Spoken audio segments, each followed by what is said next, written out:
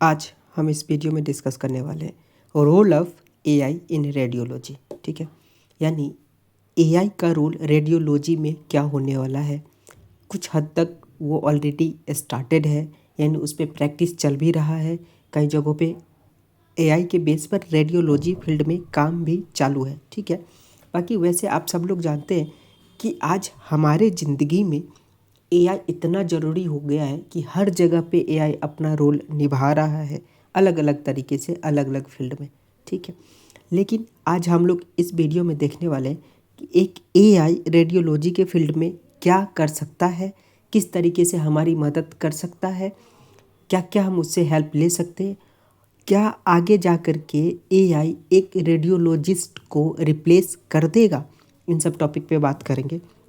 सबसे पहले इसका जो मेन हेडिंग है ये मैं आपको बता दूं। जो मेन हेडिंग है कि एआई करता क्या है एक्चुअली रेडियोलॉजी के फील्ड में, वो हेल्प करता है। एक पैटर्न बेस होता है, उसमें किसी भी तरीके का जो एग्ज़ाम हम लोग करते हैं उस एग्ज़ाम को, उसके प्रोटोकॉल को सेलेक्ट करने में हेल्प करता है। दूसरी बात, ये इस चीज़ पे काम नहीं करता है, यानी नॉलेज और एक्सपीरियंस के बेस पे एआई काम नहीं करता है।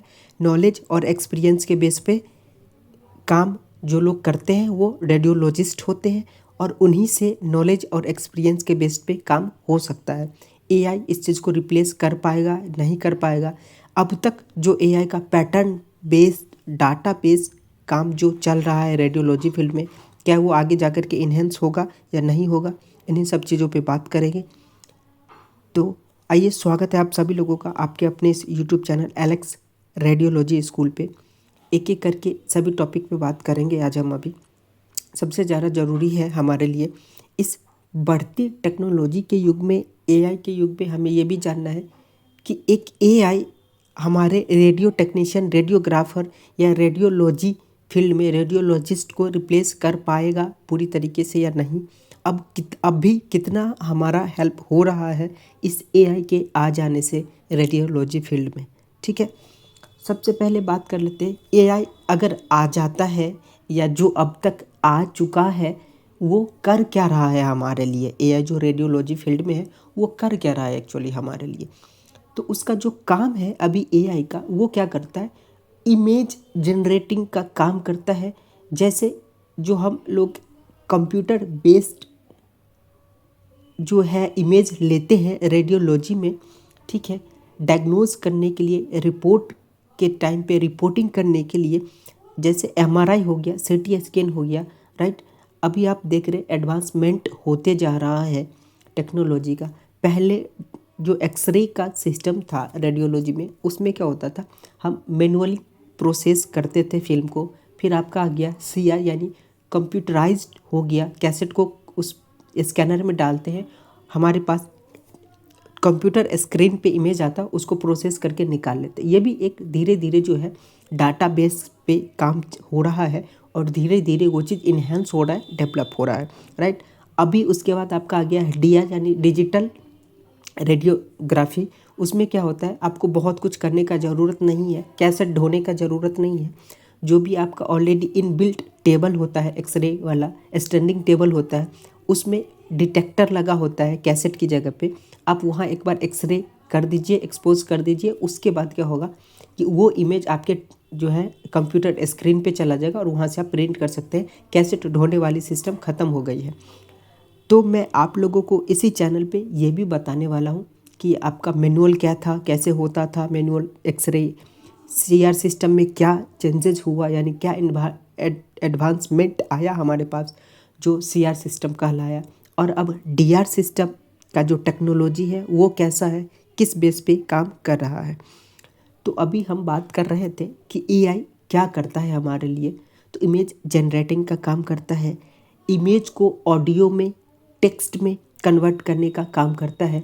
ये मैं नहीं कह रहा हूँ, ये एक इंटरव्यू में बोले थे जो कि आपके मेडिकल सेक्टर में एआई को इम्प्लीमेंट करने का काम करते हैं, एआई से प्रैक्टिस करने का काम करवाते हैं। वो एक इंटरव्यू में अपने में बताए थे कि एआई का जो रोल है हमारे पास अभी, वो रोल ये है कि वो इमेज जनरेटिंग में इमेज को ऑडियो, ऑडियो को टेक्स्ट, टेक्स्ट को फिर से ऑडियो, इमेज, इस तरीके के काम में जो है अभी आ रहा है एआई। उसके बाद ये क्या करता है, हमें जो इमेज में पैथोलॉजी होता है वो कुछ हद तक हमें फाइंड करने में हेल्प कर देता है, राइट। ऑलरेडी हम किसी किसी चीज़ को, यानी हम क्या करते हैं, किसी स्कैनर में हम एक डाटाबेस फिट कर देते हैं कि इस तरीके का अगर प्रोग्राम आपके पास आता है तो आप हमें फाइंड आउट करके दे दें। एक रेडियोलॉजिस्ट को पूरे दिन भर में बहुत सारा इमेज देखना होता है, राइट। अब मान लो एक हम किसी हॉस्पिटल में काम कर रहे हैं जहाँ रेडियो डिपार्टमेंट में हमारे पास 400 से 500 एक्सरे का फिल्म आता है और उसमें से बहुत सारा फिल्म क्या होता है, नॉर्मल होता है। तो हम क्या करते हैं, एक रेडियोलॉजिस्ट होते हैं जो रिपोर्ट तैयार करते हैं उस टाइम पे, वो क्या करेंगे, एक एक करके जब तक 400-500 फिल्म को नहीं देखेंगे तब तक उनको पता नहीं चलेगा कि कौन सा एक्सरे फिल्म नॉर्मल है और कौन सा एक्सरे फिल्म जिसमें पैथोलॉजी है। तो उस चीज़ को फाइंड आउट करता है। यानी जब एआई को यही काम हम देते हैं तो एआई बहुत तेज़ी से, बहुत कम समय में, यानी जहाँ पे एक रेडियोलॉजिस्ट उतने इमेज में से नॉर्मल और पैथोलॉजी वाले फिल्म को फाइंड आउट करने में 2 घंटा का टाइम लेते हैं, वहीं पे एआई उसको सिर्फ 20 से 25 मिनट में अलग कर देगा कि कौन सा नॉर्मल है और कौन सा पैथोलॉजी है। उसके लिए क्या डाटाबेस होता होगा, पैटर्न होता होगा कि पहले से एआई जो डेवलप करते हैं वो लोग एक नॉर्मल एक्सरे में क्या क्या होता है वो डाटा, वो प्रोग्राम सेट करते होंगे और उसके अकॉर्डिंग स्कैन होता होगा। जो नॉर्मल होता होगा, नॉर्मल के साथ जो उसके प्रोग्राम से स्कैन मैच नहीं हो पाता होगा वो उसको पैथोलॉजी के साइड वाले में, यानी पैथोलॉजी फील्ड में काउंट करते होंगे। इस तरीके से जो है आज हमें एआई हमारे फील्ड में, यानी रेडियोलॉजी के फील्ड में वो हेल्प कर रहे हैं। दूसरा बात, रिपोर्ट मेकिंग के टाइम पे एक रेडियोलॉजिस्ट को बहुत कुछ ध्यान में रखना होता है कि जब हम एक रिपोर्ट बना रहे होते हैं, या तो वो एमआरआई का हो या फिर सीटी स्कैन का हो, एक्सरे का हो, हमें बहुत पैटर्न देखना पड़ता है। एक अपना एक पैटर्न होता है कि किस पैटर्न में हमें इमेज को देखना है और पैथोलॉजी फाइंड आउट करना है। उस दौरान एक रेडियोलॉजिस्ट से कई बार ये मिस्टेक हो सकता है कि वो सीक्वेंस छोड़ दे, वो पैटर्न छोड़ दे, वो मिस कर जाए, वो उस टाइम पे वो ना देख पाए, एक एंगल छोड़ दे, एक पॉइंट ऑफ व्यू छोड़ दे, जिसके कारण बहुत कुछ उस इमेज में मिस हो सकता है।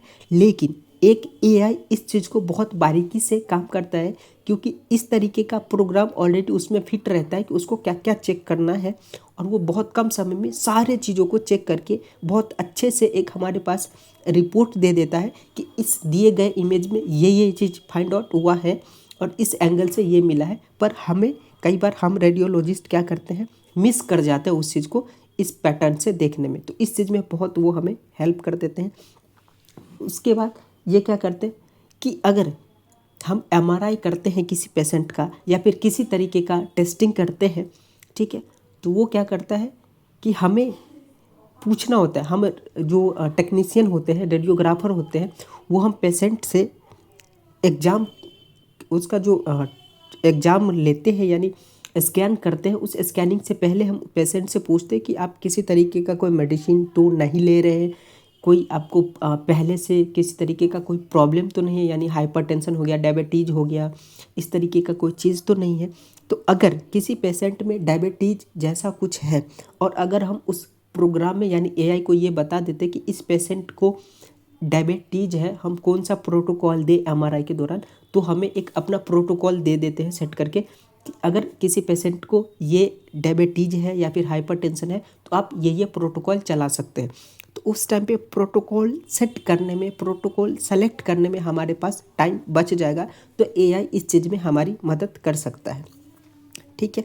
उसके बाद जो हम टाइम लेते हैं, हम एक रेडियोलॉजिस्ट, ऑब्वियस सी बात है हमें बहुत कुछ सोचना होता है, बहुत कुछ ध्यान में रखना होता है, कई बार हम इस चीज़ को मिस भी कर जाते हैं। तो उस चीज़ को जो हम एक बार सेट कर दिए वो जो है एआई मिस नहीं करेगा, ठीक है, और हमारे टाइम को बहुत ही ज़्यादा रिड्यूस करेगा। ये तो हो गया एआई का बेनिफिट्स, राइट। अब हम बात कर लेते हैं कि एआई का ड्रॉबैक रेडियोलॉजी के फील्ड में अब तक क्या हो सकता है, आगे क्या होगा। एक चीज़ डेफिनेटली क्लियर है कि एआई बहुत कम समय में, यानी इतना जल्दी रेडियोलॉजिस्ट को रिप्लेस नहीं कर पाएगा और ना ही आने वाले समय में करने का संभावना है, चांस है। रीजन कि एक रेडियोलॉजिस्ट किसी रिपोर्ट को तैयार करने से पहले बहुत कुछ रिकॉग्नाइज करते हैं, पेशेंट के बहुत सारे पुराने रिपोर्ट्स पूछते हैं, उसके हिस्ट्री पूछते हैं, ठीक है, बहुत पुराना चीज़ देखा जाता है। अलग अलग रिपोर्ट्स को रिकॉग्नाइज करने के बाद हम रेडियोलॉजिस्ट एक रिपोर्ट को तैयार करते हैं ताकि हमसे किसी तरीके का कोई चूक ना हो। अगर हम यही काम एआई से करवाते हैं तो पहले हमें वो सारा हिस्ट्री एआई को देना पड़ेगा, क्योंकि हर एक पेशेंट के पास अपना एक अलग अलग हिस्ट्री, अलग अलग रिपोर्ट्स होगा, जिससे हमें एआई को देना पड़ेगा। और जब तक हम इस एआई को देंगे सारा हिस्ट्री, तब तक हमारे पास बहुत समय बीत चुका रहेगा। तो यहाँ एक एआई का ड्रॉबैक है, यानी सिंपल वर्ड में ये कह ले तो रिपोर्ट को बनाते टाइम या फिर रिपोर्ट एनालाइज करते समय जो प्लानिंग है वो प्लानिंग एआई नहीं कर सकता। पेशेंट को सजेशन क्या देना है उसके डिजीज़ के अकॉर्डिंग, यानी उसको क्या कॉम्प्लिकेशन है, वो एक एआई नहीं कर सकता। कर पाएगा पर इतना जल्दी नहीं कर सकता। ये सब चीज़ अभी संभव नहीं है एकदम से, ठीक है। ये चीज़ मैं नहीं बता रहा हूँ, ये बहुत सारे एक्सपेरिमेंट हुए हैं, बहुत सारे रेफरेंस के साथ। जो एक्सपेरिमेंट ये बताता है कि ये तो सीधा सीधा एक्सपेरिमेंट ये बताता है कि एआई कभी एक रेडियोलॉजिस्ट को रिप्लेस नहीं कर पाएगा। हाँ, बहुत हद तक हेल्प करेगा। एक शब्द में ये बोले तो एआई दूसरी आँख हो सकता है। किसका? एक रेडियोलॉजिस्ट का दूसरी आँख हो सकता है एआई। यानी जब भी हम एक रेडियोलॉजिस्ट क्या करते हैं, रिपोर्ट को एनालाइज करते हैं, तो उनको सारा ध्यान केंद्रित करना पड़ता है। 2 आँख नहीं, 4 आँख से इनको पूरा जो है पैटर्न जो है एनालाइज करना पड़ता है। लेकिन हाँ, इस चीज़ में एक हेल्प ज़रूर हो जाएगा कि एआई एक रेडियोलॉजिस्ट का दूसरा आँख ज़रूर बन सकता है,